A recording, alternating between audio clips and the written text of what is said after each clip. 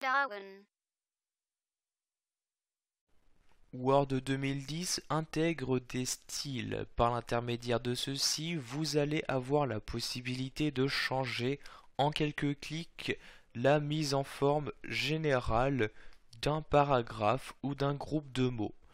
Donc un style, pour l'appliquer, vous devez d'abord sélectionner le groupe de mots en question. Par exemple, pour le titre, je sélectionne ici mon titre. Je souhaite maintenant lui appliquer un certain style. Je vais pour cela, dans l'onglet Accueil, me rendre dans cette partie-ci. Donc je clique ici sur ce bouton pour faire apparaître tous les styles disponibles par défaut dans Word. Vous avez par exemple des styles réservés aux titres, aux sous-titres, aux citations, etc. Donc comme vous pouvez le voir, lorsque vous laissez le curseur de votre souris sur l'un des styles, vous avez automatiquement son aperçu. Donc par exemple ici il s'agit du titre de mon document, je vais donc lui appliquer le style titre 1. Je clique donc sur le style en question.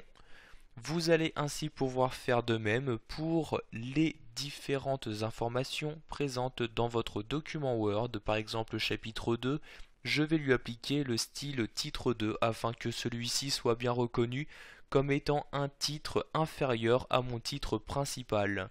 Donc je clique ici sur la flèche, je sélectionne ici le titre 2. Maintenant, je vais descendre ici dans mon document, je sélectionner ici le titre chapitre 2 et je vais également lui assigner le style titre 2. Comme vous avez pu le voir, dès que vous avez appliqué un premier style à votre document, vous avez automatiquement le volet de navigation qui apparaît sur la gauche de votre document. Celui-ci vous permet de naviguer entre les différents titres principaux de votre document.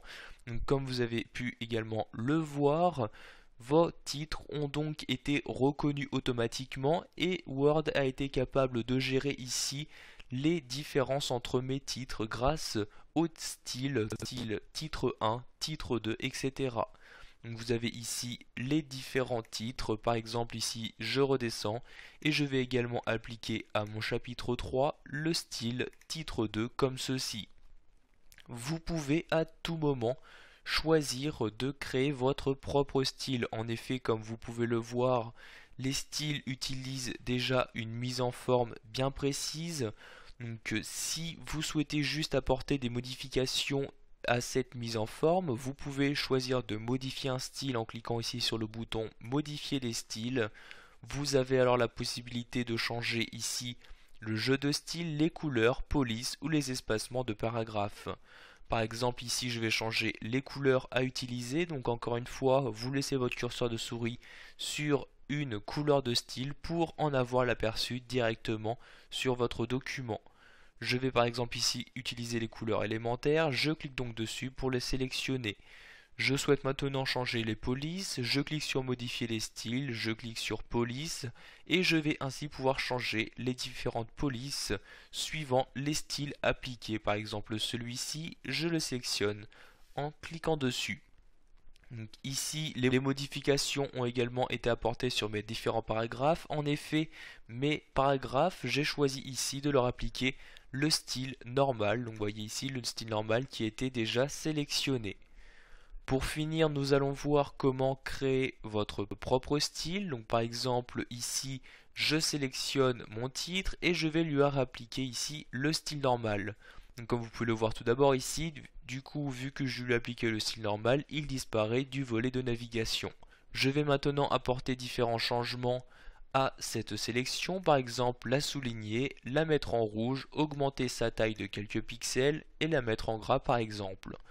Je souhaite ici pouvoir utiliser maintenant cette mise en forme en tant que style. Je vais pour cela cliquer ici sur ce bouton-ci et je vais maintenant y cliquer sur enregistrer la sélection nouveau style rapide.